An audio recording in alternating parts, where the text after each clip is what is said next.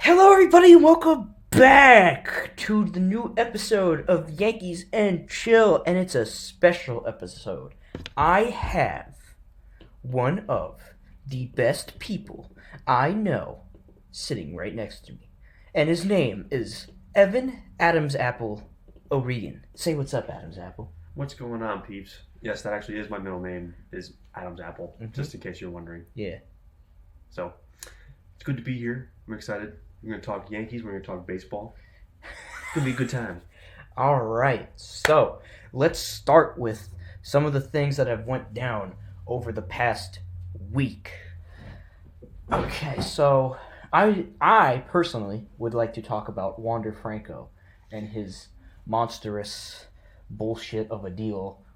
Well, yeah, I think that deal is way too young to be given a contract of that size. He still needs to prove himself as a big leaguer. He's only 20 years old. Mm-hmm. So this year could absolutely have been just a fluke. There's going to be an adjustment period where pitchers are going to figure him out, and he's going to have to learn to adjust. Yes. So for him to already have that massive contract, I think is a mistake. But I mean, if the Rays want to do that and waste that money, then be my guest. My first reaction was, you're the Rays Yeah, giving somebody $200 million. I know that never happens. Like, The- where is that money coming from? I First of know, all, yeah, and on top of that, you're trying to find a new stadium, and that's gonna cost you. yeah, So that contract does nothing but block future improvements to the team. right. So as a Yankee fan, I fucking love that. Go fucking right ahead, make it difficult for yourselves. But from a Rays standpoint, if you were going to throw out that money, throw it to somebody who is a little bit more experienced in the league. Right, and all that moving around between the two, like they're saying they could do like the two home stadiums, one in Tampa and one in Montreal. If they're gonna try and do that and have two home fields, that's tough for a 20-year-old kid to be like adjust to. Yeah, Like to try and learn and hit that way. I don't know. I would not be able to do that. yeah. To be honest with you, I thought a Rosarena would have gotten not as big of a contract, but a nice contract before Wander Franco. But Yeah, Rosarena is decent. I mean, he won Rookie of the Year this year. yeah, Uh, he's he's an electric player all around. But I mean, I personally I think his defense is a little lacking, but that's just me. yeah. Arm strength's not there, but he can definitely hit. We saw in the postseason last year, Yeah. and he's good enough to be Rookie of the Year this year. So Yeah, and also his name is not market friendly. I mean, like barely anybody knows how to say a Rosarena. I know. I remember seeing it like 2020. I was like, how the hell do you say that? It's Exactly. Anyway, there you go. So there's that. Uh, Evan, you got any scoops? So, well, I saw right before we started this that the Tigers are in on Javi Baez as a potential shortstop. Ooh. And earlier this week, or in the past, they had also talked about landing Carlos Correa, which makes sense since AJ Hinch is the manager there. There's obviously still connections there through that. I saw they had lunch one day a while back. So the two are still talking, and they want to, I guess, rekindle that. And Detroit needs a shortstop badly. They don't have a good shortstop. So either one of those will be good. So yeah, I mean, Correa or Baez potentially to the Tigers. Yeah, I remember that when AJ Hinch and Correa had lunch. Actually, what stood out to me is they had breakfast and lunch. Oh, okay. They had two meals, which mean that wasn't just a casual "Hey, how you doing?" as the wife and kids kind of meal. You know, it was they were talking about something. Mm-hmm. I refuse to believe that they weren't, trying to make stuff happen there. Yeah. Yeah, but I think overall, if they get Baez or Correa, they have Badu, who I really like. Not only because I think he has potential, but I just really like saying Badu. And they have that young guy Torkelson, and they have the new guys Barnhart and Erod. Yeah. and they have some young pitchers themselves. Their names escape my mind for a moment. There's one. He threw a no hitter last year. Spencer. I think it's Spencer Turnbull. Is his Yeah, name? yeah, yeah. Wait, yeah. I think it was. Yeah, if it's not that, it's close to that. Yeah. Anyway, we're professionals. Anyway, um, Obviously well prepared. yeah, Baez. I don't know. I don't see Baez as good of a fit as Correa for Detroit, but doesn't mean it would be bad. Yeah. I mean, I personally think Baez is so overrated. Yeah, He's past his prime. His peak was like 2016, 2017 on the Cubs when they were good and made deep postseason runs, won the World Series in 2016. But I really think Baez is just overrated. Just a big name, kind of similar to a Manny Machado. I think Machado's overrated as well. yeah. I always thought Machado.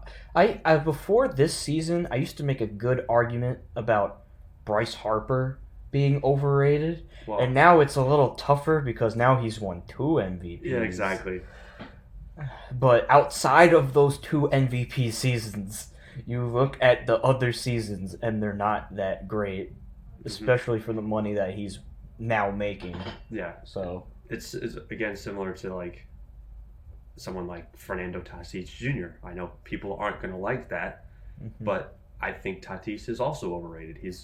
Really? I think he is. I think that he's not worth the massive contract that he got last year. He gets hurt a lot, and he has an attitude problem. That the last one, yeah. Like Eh, there was a video that I saw towards the end of the season when the Padres were just tanking and falling out of the playoff race. That he and Manny Machado got into literally almost a fist fight in the dugout. yeah, That cannot be allowed to happen yeah, if you're a big star player like that. Like, and I could see what Manny Machado was saying. Like, you could read his lips. He was saying it's not all about you, yeah, which that's a big thing. If you're not a team player and you're the face of baseball, what does that say about you? yeah. I don't know. I agree. There is a huge problem there, and I think it's funny that Manny Machado is the one trying to, you know, Yeah, set, Machado's another one of those like big ego guys. yeah, But still, back when Machado was in the around the same point of his career as Tatis, he had major he had beef with Donaldson. He yep. had a major attitude, and so I just think it's funny how he seems to have just I don't know, moved on from that, become the teacher in Hmm. a sense. Yep. So good for Manny in that sense. Yeah, but I also think Tatis like he's very prone to strikeouts. Yes, I he mean, is. typical of players in today's game, but still, he doesn't hit for average. He only hits homers, in my opinion. I don't watch him play regularly, but I've seen enough of him. Yeah, well, we're East Coast guys. We don't watch Yeah, a I know. lot of West I know. Coast. But still, like I think Tatis is overrated. Plain and simple. Well, there you go, folks. Padres should release Fernando. Nah, that would be nuts. Yeah, no, if they did that, that would be a firestorm. I do remember one base running play where he scored on like a pop up to short. Oh yeah, He's so he's the same. He's similar to like a Rosarena. He's a very electric player, and he can hype up a crowd. But there are still obvious glaring issues. yeah. You know, I never really considered Tatis to be underrated before you say it, but you know, you make a pretty fucking decent argument. Freaking decent argument, Anthony. It's okay. I already cursed once on this show. I can Yeah, I know. okay. That's all right. Yeah, whatever. Don't worry. We'll edit that out. No, we're not. Okay. So there's that. I'm trying to think. Oh, yeah. Last night, I did my daily Yankee check on Twitter, and I got very confused because there's this account called MLB Nerds. Okay. Have you ever seen them? I haven't. And you know how Twitter now has like that audio chat? Yes. Well, apparently they started a room, and the name of it was Breaking News, and I was like, hey, I like breaking news. Let's see what news is, breaking.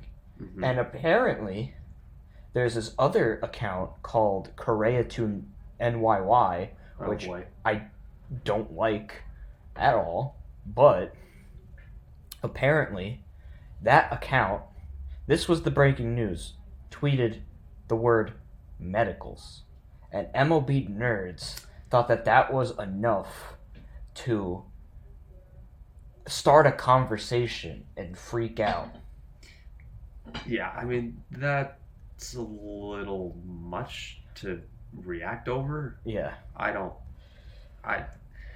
This is going to start a whole other debate. Correa to the Yankees. No. I don't. I don't know. No. I've gone back and forth about this.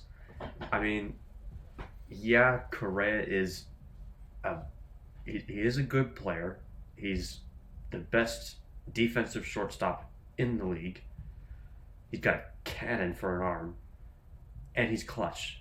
Like all of those are very desirable in a team, but again, the attitude is not what a team needs. Yeah. And obviously the cheating background is there with him with the Astros in 2017, 18, and 19. I know they didn't definitively define the cheating in 2019, but it still seems pretty obvious it was there.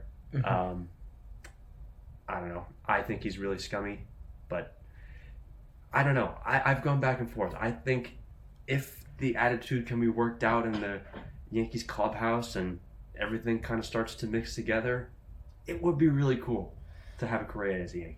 I don't know.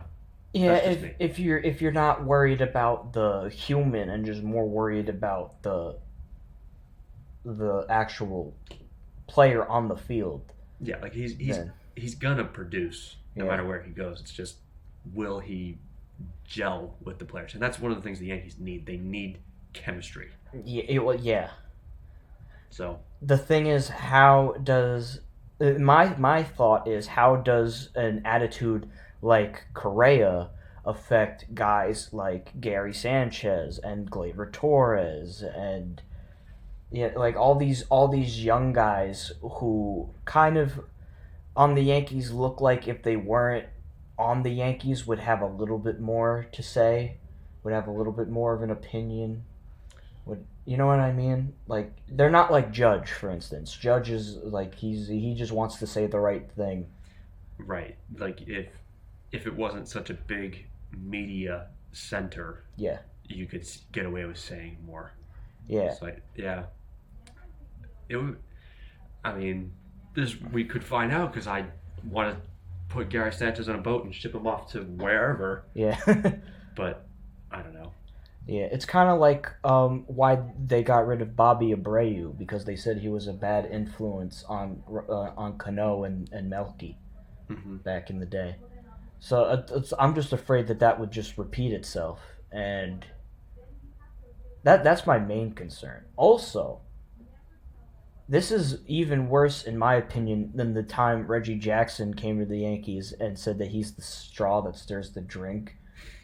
Bashing Munson, because not only does Correa also say stupid, loudmouth, obnoxious things, but at least Reggie Jackson didn't cheat his way to World Series rings. That's true. So there's just even more reason for Correa to just shut up, because it's just easier to just bounce back and really embarrass him. But Yeah. Yeah. I mean, and again, like the loud mouthing, I don't think it helped Yankee fans' opinion of him when he made those comments about Derek Jeter and his Gold Gloves last week. I did not think that was cool at all. Yeah. I mean, I understand there are people out there that argue that Derek Jeter was not the best defensive shortstop, and I would tend to agree. He wasn't everything that people thought he was, but he was still absolutely a Gold Glove caliber shortstop. Like he was deserving of all of his Gold Gloves, and for Correa to come out and say that he didn't deserve any of them was not okay. Yeah, and I touched upon this on another episode, which you should really go watch, by the way. Yeah, so I already touched upon that, and I made a point that look at the shortstops that Jeter had to compete with in his career, and he still managed to win. That's right. I mean, he won his first one in '04. So A-Rod was already a third baseman at the time. So he really wasn't beating A-Rod per se, but he was still beating guys like Miguel Tejada and Omar Vizquel, who won like a billion Yep. Gold Gloves, and it was just there was a lot of stacked names on. Was Nomar Garcia Parra still a shortstop when he first left Lost? Uh, I'm not sure. He might have been. Yeah, I think at first he was, and then they moved him to like corner spots Yeah. on the field. Yeah. Yeah. Probably. But that's another big name shortstop in the 2000s that he had to compete with. Yep. So it's not like Jeter had no competition, and that's why he didn't win. He had to go up against some great shortstops. Yeah, that was like the golden age of baseball, where Yeah. everything was more popular than ever. So, and all the players were great. There were so many greats in that era. Yeah. Although there were steroids, but still, there were still really great players that era. Yeah. And let's face it, if Jeter was that bad defensively, A-Rod would have been the shortstop when he came That's over. true. So just think about that, haters. Anyway. So there's that.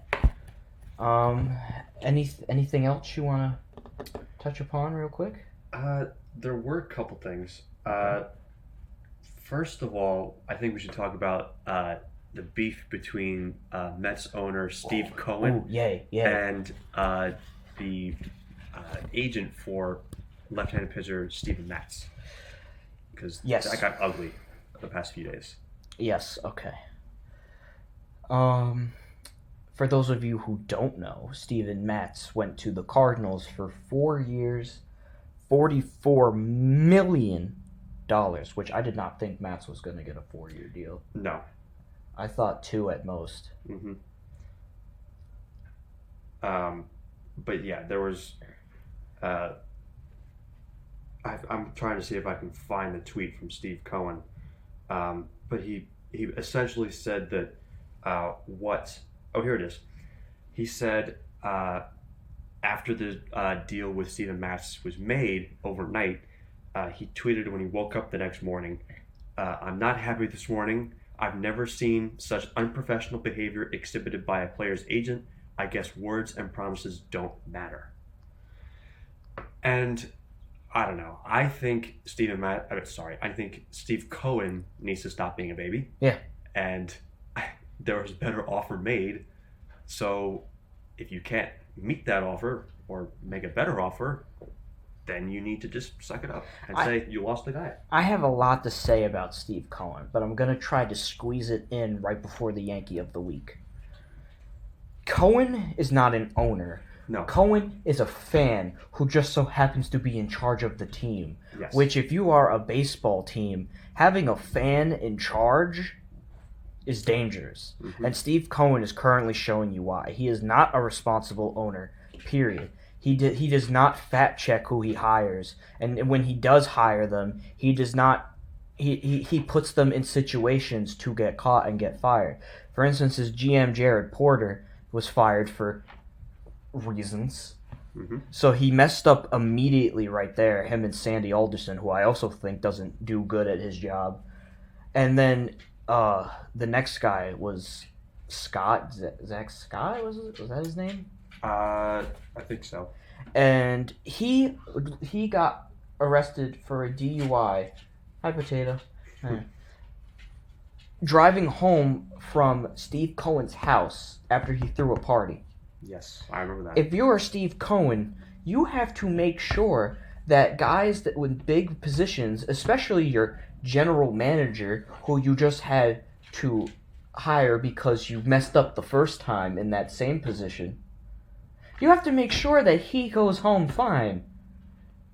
Yep. Yeah, so he doesn't like he was just like, yeah, sure, you can drive home intoxicated. That won't be a problem, especially for my party. Yeah, that's ridiculous. Yeah, so it's and then like the tweets, the whole Diesel Donnie thing, Yep. I thought was ridiculous. the whole team I thought was immature in 2021. The Mets with Pete Alonso and he kept saying, "Oh, this is going to be the run guy," and then it just never happened. Yep. If it doesn't happen the first 10 times, don't say it an 11th time, Yep. Alonso. And then Lindor choking McNeil, we just found out. Yeah, that's right. Yeah, this is New York. You really think that that's a rat argument is going to... That was one of the stupidest things I saw the entire season. Yeah, Lindor really showed his true colors his first season in New York. Yep. And, and the whole bias thing with, like... Yeah, the thumbs down. No, was it the thumbs down? Wait, what are you talking about? Like, when they were booing and Baez hit a home run... you don't remember this? It was like against the Nationals, Baez hit a home run. The Mets had been playing like garbage recently over like a week or two long stretch. More like the whole season, but well, yeah. This is when they were like really falling out of it, and the fans were booing, and I can't remember what he did. It might have been a thumbs down. What it might have actually been a thumbs down. I can't remember. Yeah, he made some sort of gesture towards the fans. Yeah, and it was like, if you're gonna boo us while we're playing, I'm gonna boo you guys. Yeah, like when we do well. Yeah, and which is like that's the wrong reason to start anything. You don't go against your fan base. Yeah, the team that gives the team the money to sign your checks. Douchebag. Exactly. You don't go against that. Mm-hmm. And then and just in case if some smartass one day is listening to this and points out that the Yankees did thumbs down, that was for a whole different reason. That was because a Mets fan Yep. gave the Yankees a thumbs down on a Judge Homer at Citi Field, right? I think, yeah. They were playing in New York against the Rays. The Rays were the home team, and the Yankees were the away team because there was, I think it was Hurricane Irma that came through the Tampa area, and they had canceled the game in Tampa and relocated it to Citi Field. And Todd Frazier hit a 3-run homer. I remember that. And as Frazier was rounding the bases, there was a camera shot of this guy in the stands. Oh, it was Frazier. I thought it was Judge. No, it was Frazier. Ah. It was Frazier with a home run, and then there's this guy in the stands doing a thumbs down. Yeah. It was a Mets fan. Yeah, but also when they started putting thumbs down, it wasn't towards the fans. It was towards each other. Yeah. Because all of a sudden that became a rally cry. The Mets did it to say "screw you" to anybody who thinks that we suck because they did suck. That's ridiculous. Yeah, they're a bunch of prima donnas over there. Okay, so is now it time for Yankee of the Week? Now that we're done with what notable things have happened over the past week, I would like to start a very special Yankee of the Week. And this Yankee of the Week is someone very unique and special in Yankees history. Shortstop Roger Peckinpah. Yes, I knew it was going to be him. And I just want to pull up his career because me and Evan, what was it like during the summer? Yeah, we're talking about Roger Peckinpah. Because I was just like, did you know that there was a guy named Peckinpah? Like, what a weird name is that? And then we started looking into it.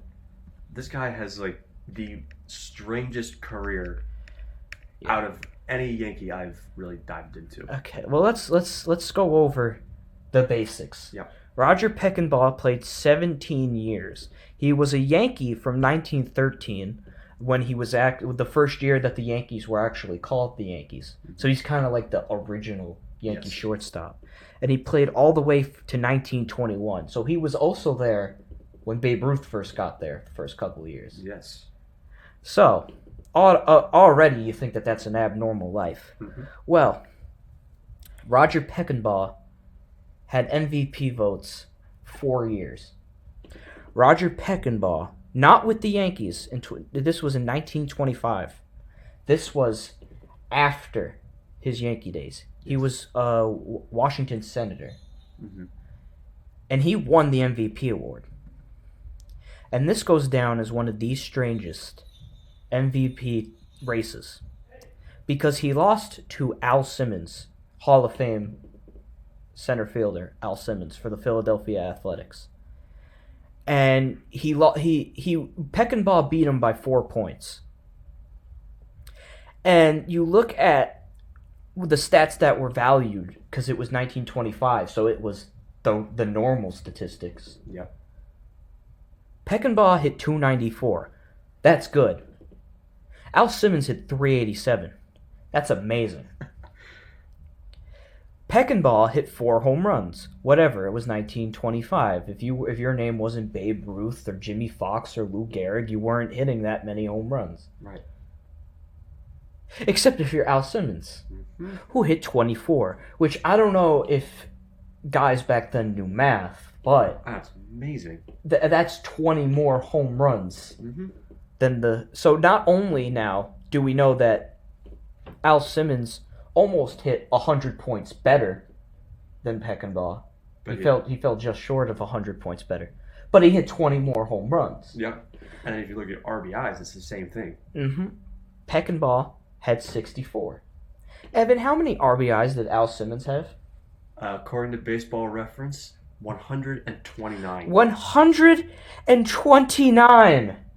That's just ridiculous. So, Al Simmons also played more games than Peckinpah. I am now looking at. And the hit total is more than dominant. Peckinpah had 124 hits. Al Simmons had 253 hits. Al Simmons has repeatedly through the 1925 season in every category beat Roger Peckinpah by a landslide, like not even close. Yeah. And like even if you look at the stats that are valued today, you look at WAR. Roger Peckinpah had a 2.7 WAR. Yes. Al Simmons had a 6.6 WAR. Yes. Which is off the charts. Same thing with OPS. Roger Peckinpah had a 746 OPS, and Al Simmons was over 1,000. Over 1,000. And by the way, Al Simmons never won an MVP in his career. That's like highway robbery. Al Simmons should have been the 1925 AL MVP. Back then was it just MVP? I think back then it was just MVP. There wasn't... Yeah, I don't think there was... Yeah, I think because they started off as just the MVP in general, and if you won once, you couldn't win again back in the early days. That's why Babe Ruth only has one. And it's fascinating. Even third place, Hall of Famer Joe Sewell, who was a Yankee for a couple of years, has a 5.3 WAR, played 155 games, scored more runs. Also, Al Simmons scored 122 runs, Peckinpah 67. Sewell scored 78, which means that Roger Peckinpah is in third. Yep. Out of the 3 finalists. And Sewell only hit 1 home run, but had 98 RBIs. Yep. Which means he had more RBIs than Peckinpah. And he hit 336. You look down the line of batting average in the order of MVP. The next 1, 2, 3, 4, 5 guys hit 300 over Peckinpah. Yeah. So that's just a very, very strange year to me. So Roger Peckinpah. Yeah. The guy, I don't know how, maybe they were like making up for past years when he didn't get the AL MVP, but I don't know. Jeez, it's very backwards. Yeah, but that's just a little fun fact. But let's go over what he did as a Yankee in his 9 seasons. He had 1,170 hits. He had 428 RBIs. He hit 36 home runs, and his batting average with the Yankees was .257. But he did have some good individual years, like in 1919 he hit .305, and then the year before that he hit .303. He on average with the Yankees he was a 20 hitter to 280 hitter. which is pretty good. That was when he was young. He was a Yankee from 22 when he got traded over here from Cleveland and stayed all the way up till he was 30 in 1921. And from what I heard, he was pretty good defensively. Yeah, I mean, Yeah. you have to be pretty good to snub Al Simmons of the MVP award. But may I add that those guys are Hall of Famers, and if you're not good defensively, and like, it's gonna, especially back then, it'd be very hard to make the Hall of Fame. So that's still not an excuse. 1925. Exactly. Ugh. Okay, so that is your Yankee of the week, and that I have been waiting to do that.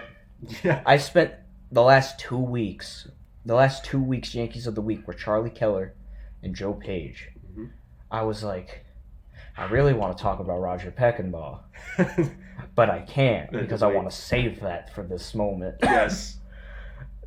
So every week I would get excited. I was like, is it going to be Peckinpah this week? But no, I was saving. Okay. I was saving Roger Peckinpah.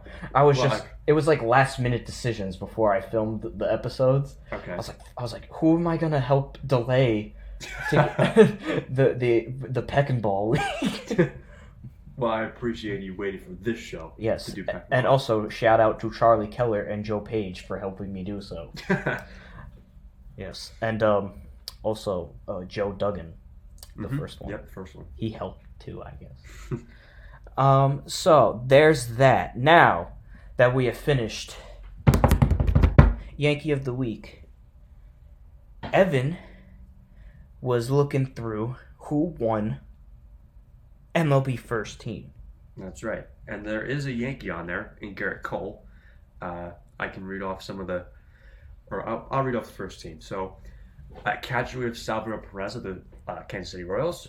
We have first baseman Vlad Jr. Second base is Marcus Semien. Shortstop is Fernando Tatis. Third base is Austin Riley. And your three outfielders, Juan Soto, Bryce Harper, and Aaron Judge. Is actually two Yankees, my mistake. DH is Shohei Ohtani, of course. And you have five starting pitchers, Max Scherzer, Corbin Burns, Walker Buehler, Robbie Ray, and Garrett Cole. And then two relief pitchers in Josh Hader and Liam Hendricks. Mm-hmm. Beatable. So, yeah, that's right. You can go out there and beat all those guys. Yeah. I bet they would lose to Baltimore. Cedric Mullins would be the death of all of them. Word. But anyway, so I told Anthony before we started this, I don't think personally Liam Hendricks should not be on this list. Mm-hmm. I think.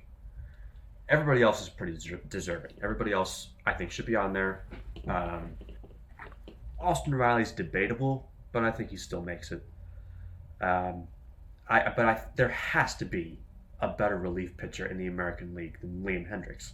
Yeah, from what I understand, Jose Iglesias from the Angels had a really good year. Was like the only. But the thing is, he was on the Angels, so how good can you really be? Mm-hmm. Loizico was an option. So that one I would have. Well, the only thing I probably hurt him there was his injury. Yeah. Probably didn't have the same amount of innings as Liam Hendricks. Chapman was nominated, but he should be on the fifth team. No, because the way he pitched in the middle of the year, was just.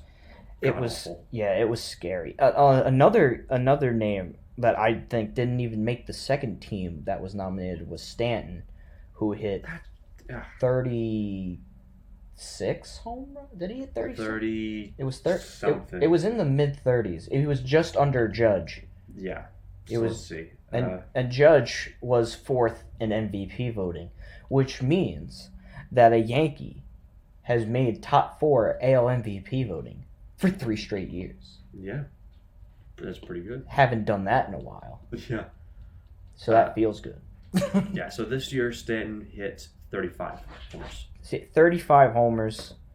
And honestly, Judge and Stanton had bounce back years. They carried the Yankees the entire year. If it wasn't for Judge and Stanton, the Yankees would have probably won 70 games. Yeah, they would not have done well. Yeah. And Stanton was probably the most clutch Yankee, arguably the most clutch Yankee the entire year. And, people give credit to the trade deadline when they got Gallo and Rizzo. No, I'm sorry. Yeah. People are going to hate me for this, and I know you might disagree, but Gallo is absolute trash. get Gallo out of New York. He cannot handle it. He hit 160 in his time in the Bronx. That's not going to cut it. Sorry, not going to do it. Joey Gallo is your two-time defending left field goal. Listen. The guy can field. But there are plenty of other good fielding outfielders out there who can actually hit the ball. Yeah. That's just my opinion. Well, I get that point. But until they get one of those guys... Yeah, I know they're going to stick with Gallo. Yeah. Right now, if the season started today, Joey Gallo would probably be your best left field option. Yeah, I know. And Stanton would be like the backup that would give Judge and Gallo days off. Yeah. Yeah. But and then there's Hicks, which I personally want him to get Jacoby Ellsbury'd, where they claim he's hurt, but you know he's not hurt. I'm sorry. Major League Baseball teams secretly, and the Yankees do this a lot, put guys on the DL who aren't playing well to make room for other guys. Yeah, I remember the Red Sox doing it a couple times with Chris Sale. Yes. Because they found out as you pitch him regularly, as the season goes on, he becomes less effective because he's so frail and skinny. Yeah. But they would rest him and put him on the injured list when. Oh yeah, now it's called the IL. That's right. Yeah, but they would put him on the IL for months or like weeks, I guess, claiming he has like a minor injury, but in reality he's really just resting and he's perfectly fine. But they're doing that so they save him up for the postseason and make sure he's good. Yes.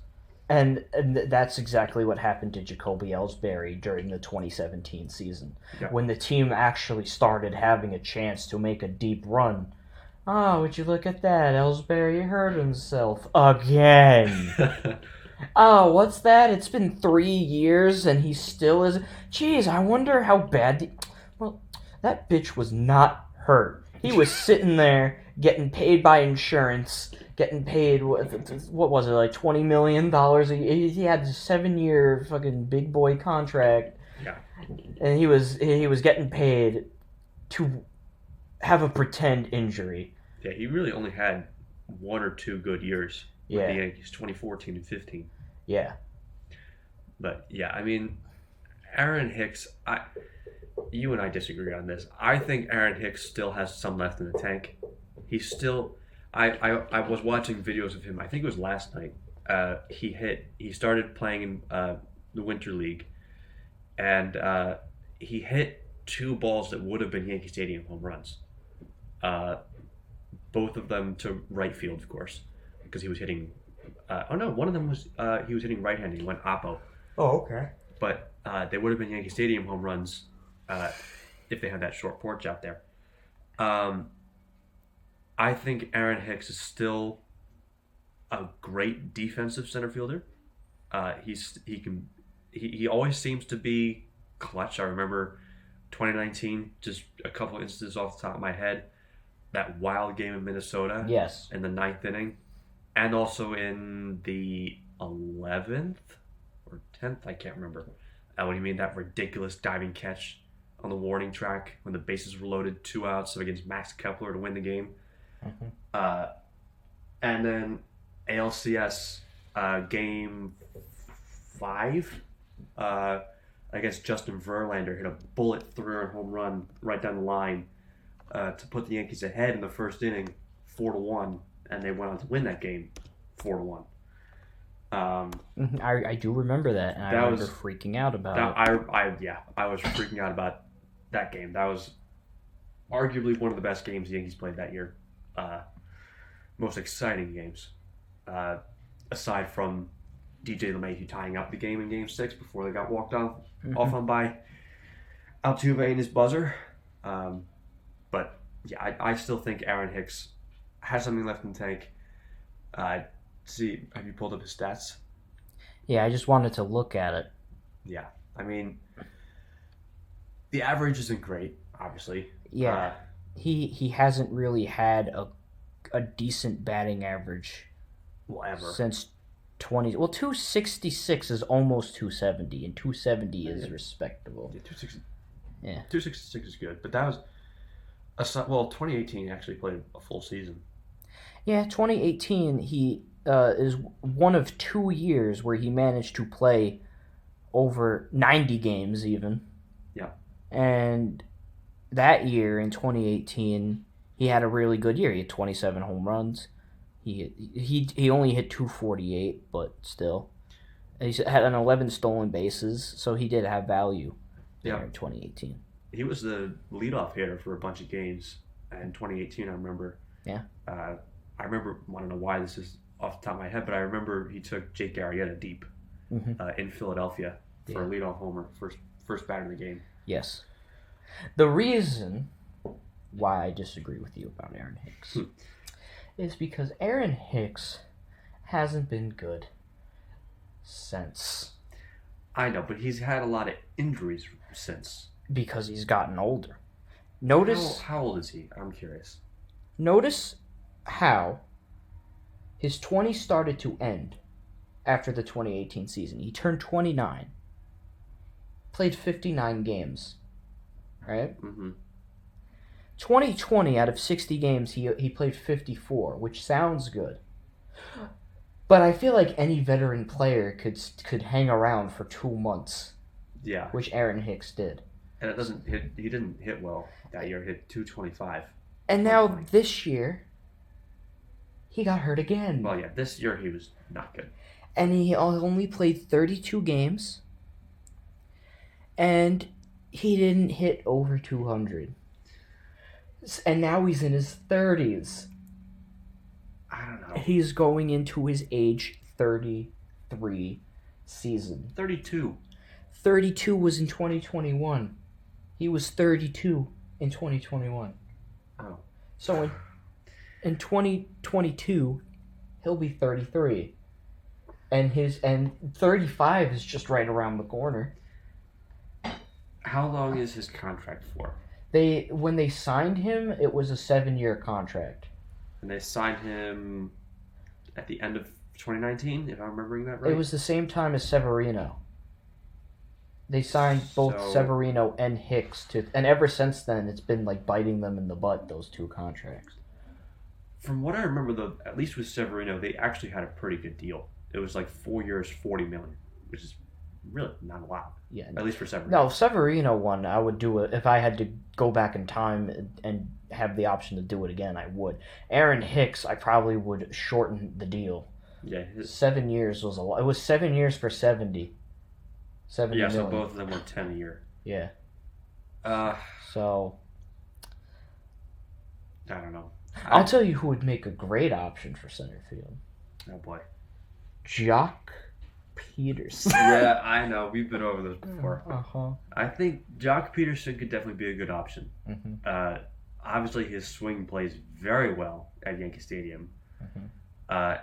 And he's got that. He's got an attitude, but not like Tatis, Machado. No. Not like all those other guys. It's an attitude that you can handle. It's a fiery attitude. Yes. Like a passionate attitude, which is great. Yes. Anybody that has a fire lit under them can easily spark a team at any given point. Yeah. And I think the Yankees of all teams need that spark. Yeah.